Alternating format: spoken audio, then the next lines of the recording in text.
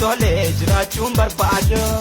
Hanga bilisoomaan Oromoonni hunduu uummata koof jedheen fedhii koo wareegee qabsaa'uuf hin qaba rakkoof xiqqoo arge. Natti tolee jiraachuun barbaada.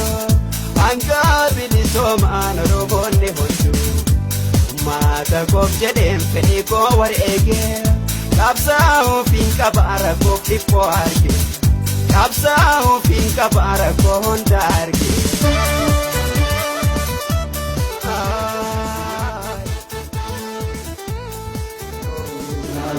You know, this guy, we have a different history. He's my age. We have been together for a long time.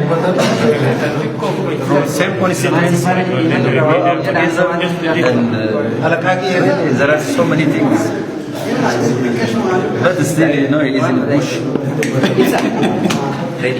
You know, this guy, we have a different history. He's my age. We have been together for a long time. From same constituency. And